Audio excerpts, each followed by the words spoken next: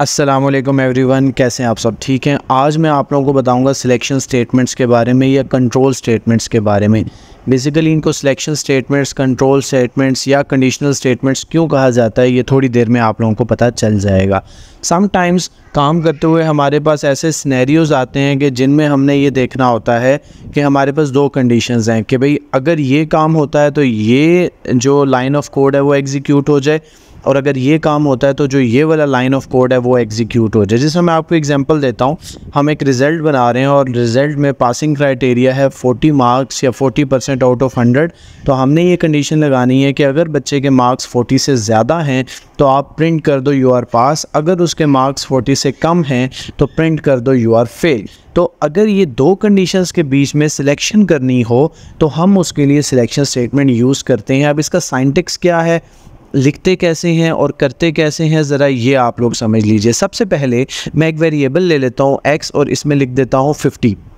जो मैंने एग्जांपल अभी आपको बताई है मैं यही करके दिखाता हूँ, और हम यहाँ पर चेक करेंगे कि अगर उसके मार्क्स यूज़र के जो हैं, जो कि x वेरिएबल में पड़े हुए हैं, वो ज़्यादा है 40 से, तो आप प्रिंट कर दो यू आर पास। अगर वो 40 से कम है तो प्रिंट कर दो यू आर फेल।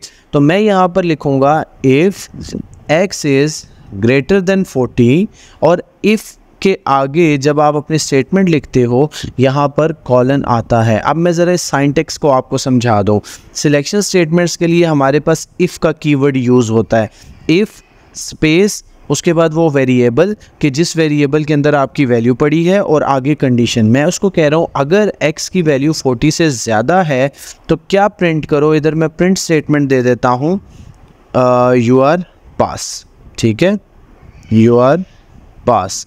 और मैं उसको कहता हूँ इधर एल्स में आके, एल्स अगर तो भाई आपके नंबर 40 से ज़्यादा नहीं है तो प्रिंट कर दो यू आर फेल। तो मैं आपको ये एक दफ़ा समझा दूँ, लिख लूँ, फिर आपको मैं एक दफ़ा समझा भी देता हूँ।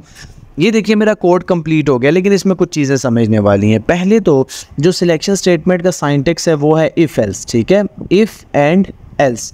इफ़ में हम अपनी कंडीशन लिखते हैं। अब दो ही चीज़ें हैं, या तो वो कंडीशन ट्रू होगी या वो फॉल्स होगी, कोई तीसरी कंडीशन यहाँ पर हो नहीं सकती।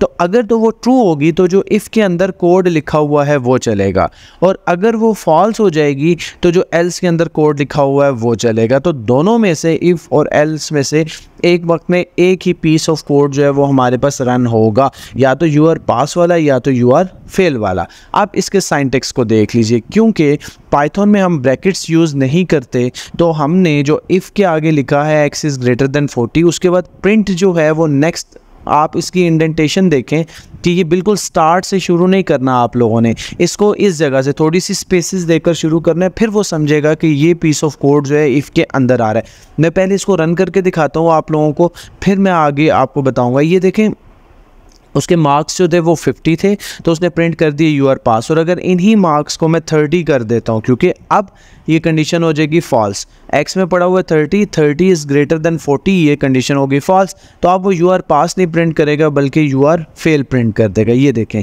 तो ये चल तो ठीक रहा है। अब मैं आपको समझाता हूँ, अगर मैं इस प्रिंट को, इन स्पेसिस को ख़त्म कर देता हूँ और अब इसको रन करता हूँ, तो आप देखिएगा अब एरर आ जाएगा। ये देख रहे हैं, तो इसमें स्पेसिस बहुत ज़्यादा मैटर करती हैं पाइथन में, कि आपकी स्पेसिस ही बताती हैं कि आपका कौन सा जो लाइन ऑफ कोड है वो कब एग्जीक्यूट होना है। तो ये बेसिक इंट्रोडक्शन था सिलेक्शन स्टेटमेंट का, इफ एल्स स्टेटमेंट का। उम्मीद करता हूँ आप लोगों को समझ आ गया होगा। अगर इससे रिलेटेड फिर भी कोई प्रॉब्लम होती है तो आप नीचे डिस्क्रिप्शन में मुझसे पूछ सकते हैं, और नीचे जो है वो डिस्क्रिप्शन में नहीं, कमेंट सेक्शन में पूछ सकते हैं, और नीचे डिस्क्रिप्शन में एक व्हाट्सएप चैट ग्रुप का लिंक भी मौजूद है, वो ज्वाइन करके वहाँ भी पूछ सकते हैं। Thank you for watching this video. खुदा हाफिज़।